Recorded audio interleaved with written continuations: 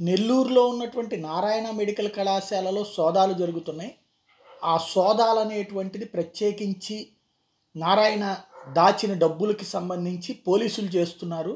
అంటే ఎలక్షన్స్ కోసం తెలుగుదేశం పార్టీ కోసం ఖర్చు పెట్టడం కోసం డబ్బులు దాచిపెడితే దాన్ని బయటకు తీయడం కోసం జగన్ ప్రతీకారం కోసం చేస్తున్నాడు అన్నటువంటి కోణంలో ఇప్పటిదాకా అందరూ అనుకున్నారు. ఎందుకంటే పోలీసులు చుట్టుముట్టారు అనినే అందరూ భావించారు. భారీ ఎత్తున పోలీసులు రావటం, వెళ్ళే వాళ్ళందరినీ ఆపటం, అష్టదిగ్బంధనం చేయటం, అటు మెట్లు ఎక్కడం, పైనుంచి ఎక్కడం, అన్ని వైపుల నుండి చేసేటప్పుడు.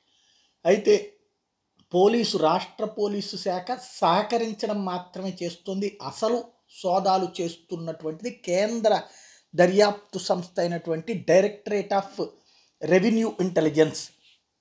ఏదైతే అక్రమ నగదు చలామణిని పట్టుకోవడానికి కేంద్ర ప్రభుత్వం తరపున ఉండేటువంటి డైరెక్టరేట్ ఆఫ్ రెవెన్యూ ఇంటెలిజెన్స్ వాళ్ళు ఈ సోదాలు చేస్తున్నారన్నటువంటిది తాజాగా బయటకు వచ్చినటువంటి అంశం. అంటే చాలా కీలకమైనటువంటి అంశం.